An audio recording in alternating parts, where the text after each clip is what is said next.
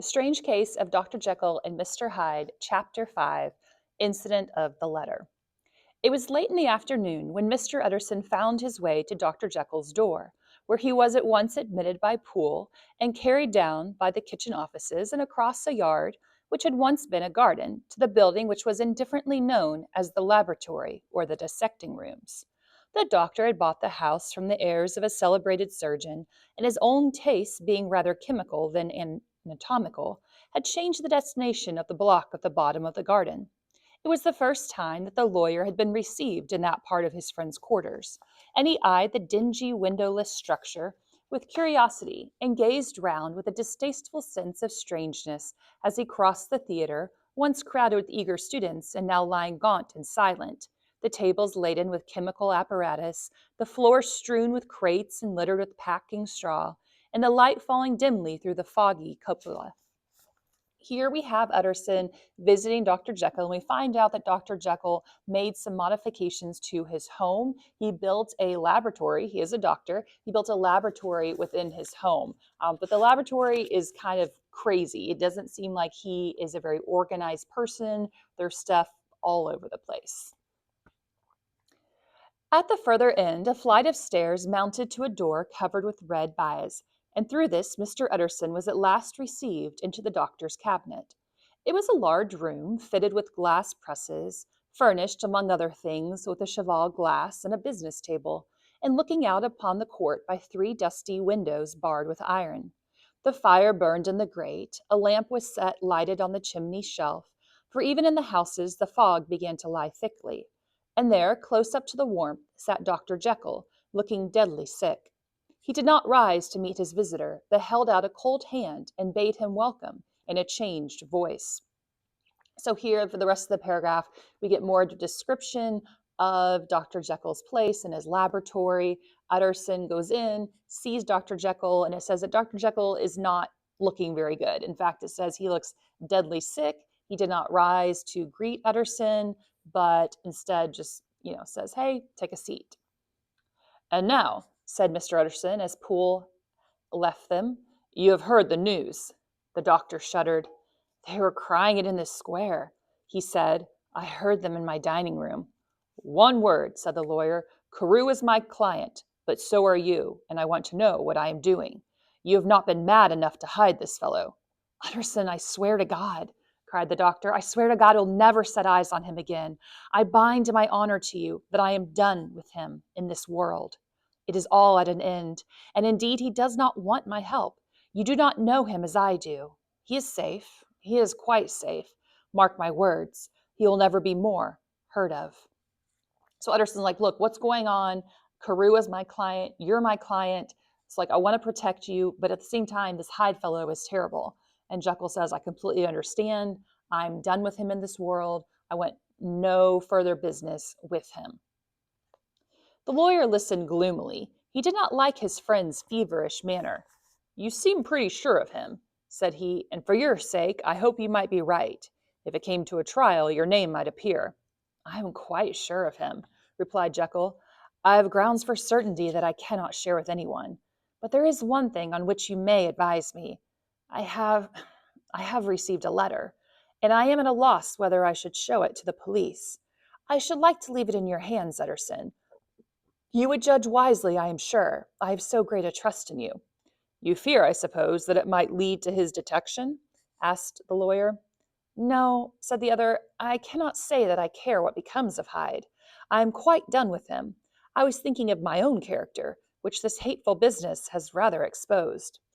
Utterson ruminated a while. He was surprised at his friend's selfishness, and yet relieved by it. "Well," he said, at last, "let me see the letter." The letter was written in an odd, upright hand and signed Edward Hyde, and it signified, briefly enough, that the writer's benefactor, Dr. Jekyll, whom he had long so unworthily repaid for 1,000 generosities, need labor under no alarm for his safety, as he had means of escape on which he placed a sure dependence. The lawyer liked this letter well enough. It put a better color on the intimacy than he had looked for, and he blamed himself for some of his past suspicions. So he, after approaching Dr. Jekyll, saying, "Hey, I'm worried about this Hyde guy. I'm worried about your association with him now that he's killed someone," Dr. Jekyll says, look, like, I'm not going to associate with him anymore, ever again. And in fact, I have a letter from him. And he shows Mr. Utterson a letter that Mr. Hyde wrote to Dr. Jekyll stating that he was going away, and basically that they would never see each other again. Have you the envelope? He asked. I burned it, replied Jekyll, before I thought what I was about. But it bore no postmark. The note was handed in. Shall I keep this and sleep upon it? Asked Utterson. I wish you to judge me entirely, was the reply. I have lost confidence in myself. Well, I shall consider, returned the lawyer. And now one word more. It was Hyde who dictated the terms in your will about that disappearance. The doctor seemed seized with a qualm of faintness. He shut his mouth tight and nodded. I knew it, said Utterson. He meant to murder you. You have had a fine escape. Here, Jekyll basically admits that Hyde forced him to put that clause in his will to where if he disappeared, Hyde would get everything. So essentially, Hyde was like blackmailing Dr. Jekyll. I have had what is far more to the purpose, returned the doctor solemnly. I have had a lesson. Oh God, Utterson, what a lesson I have had. And he covered his face for a moment with his hands. On his way out, the lawyer stopped and had a word or two with Poole. By the by, said he, there was a letter handed in today. What was the messenger like? But Poole was positive nothing had come except by post, and only circulars by that, he added. On his way out of Dr. Jekyll's house, Mr. Utterson stops and talks to Dr. Jekyll's servant Poole, and he says, hey, have any letters come today? Kind of like questions him about the mail. Or has anyone like dropped off any letters today? And Poole says, no, like no one has like hand delivered an envelope to me today. Some things came by postmark, but nothing was hand delivered. So now Utterson's like, what? But Jekyll told me that this letter was hand delivered. So did Jekyll lie to me about this letter? This news sent off the visitor with his fears renewed. Plainly the letter had come by the laboratory door. Possibly indeed it had been written in the cabinet. And if that were so, it must be differently judged and handled with more caution. The newsboys, as he went, were crying themselves hoarse along the footways. Special edition! Shocking murder of an MP! That meant that Carew was a member of the Parliament.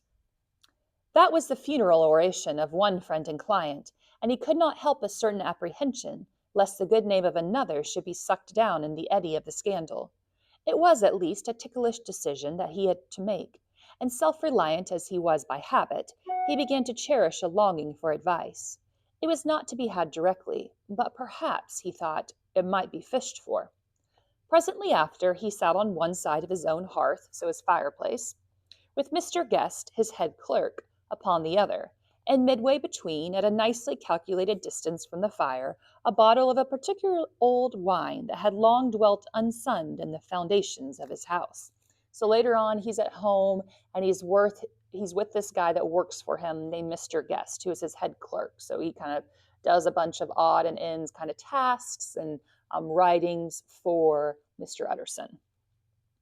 The fog still slept on the wing above the drowned city, where the lamps glimmered like carbuncles, and through the muffle and smother of those fallen clouds, the procession of the town's life was still rolling in through the great arteries with a sound as of a mighty wind. But the room was gay with firelight. In the bottle the acids were long ago resolved. The imperial dye had softened with time, as the color grows richer in stained windows, and the glow of hot autumn afternoons on hillside vineyards was ready to be set free and to disperse the fogs of London. Insensibly the lawyer melted. There was no man from whom he kept fewer secrets than Mr. Guest, and he was not always sure that he kept as many as he meant. Guest had often been on business to the doctor's. He knew Poole. He could scarce have failed to hear of Mr. Hyde's familiarity about the house. He might draw conclusions. Was it not well, then, that he should see a letter which put the mystery to rights? And above all, since Guest, being a great student and critic of handwriting, would consider the step natural and obliging. The clerk, besides, was a man of counsel. He would scarce read so strange a document without dropping a remark, and by that remark Mr. Utterson might shape his future course. This is sad business about Sir Danvers, he said. Yes, sir, indeed. It has elicited a great deal of public feeling, returned Guest. The man, of course, was mad. "I should like to hear your views on that," replied Utterson. "I have a document here in his handwriting. It is between ourselves, for I scarce know what to do about it. It is an ugly business at best, but there it is, quite in your way, a murderer's autograph." Guest's eyes brightened, and he sat down at once and studied it with passion. "No, sir," he said, "not mad, but it is an odd hand." "And by all accounts a very odd writer," added the lawyer. Just then the servant entered with a note. "Is that from Dr. Jekyll, sir?" inquired the clerk. "I thought I knew the writing. Anything private, Mr. Utterson?" "Only an invitation to dinner. Why? Do you want to see it?" "One moment, I thank you, sir." And the clerk laid the two sheets of paper alongside and sedulously compared their contents. "Thank you, sir," he said at last, returning both. "It's a very interesting autograph." There was a pause, during which Mr. Utterson struggled with himself. "Why did you compare them, Guest?" he inquired suddenly. "Well, sir," returned the clerk, "there's a rather singular resemblance. The two hands are in many points identical, only differently sloped." "Rather quaint," said Utterson. "It is, as you say, rather quaint," returned Guest. "I wouldn't speak of this note, you know," said the master. "No, sir," said the clerk. "I understand." But no sooner was Mr. Utterson alone that night than he locked the note into his safe, where it reposed from that time forward. "What?" he thought. "Henry Jekyll forge for a murderer?" And his blood ran cold in his veins. So he's sitting at home with this guy that works for him, Mr. Guest, his head clerk. And not only is Mr. Guest Mr. Utterson's head clerk, but he is a handwriting expert. And Mr. Utterson has this note that Mr. Hyde wrote to Dr. Jekyll saying, "Hey, I'm leaving. You don't have to worry about me anymore." Well, as they're sitting there talking with one another, the servant enters in with a letter from Dr. Jekyll. And it's a dinner invitation for Mr. Utterson to join Dr. Jekyll for dinner. And Mr. Guest, being a handwriting expert, is like, "Hey, can I see both of these letters?" And he places them side by side. And he has an issue with these letters. And what he says about them is that there is a rather singular resemblance. The two hands are in many points identical, only differently sloped. And so from that, Mr. Utterson realizes that Dr. Jekyll forged the letter from Mr. Hyde. And so Mr. Utterson is worried that Dr. Jekyll is still covering for Mr. Hyde, and in fact going so far as to lie to his friends about it and forging a letter saying, "Hey, look, this guy's really out of my life." But he's not. Okay, he has forged this letter, and again, the only difference between Dr. Jekyll's handwriting and Mr. Hyde's handwriting is the slant. It's kind of like if you were like right-handed and you write everything with your right hand, and then all of a sudden like you write something with your left hand. Okay, it's still yours and it looks different, but it's still your writing in a way. And so that is what's happened here. So Mr. Utterson is still very concerned about his friend, Dr. Jekyll.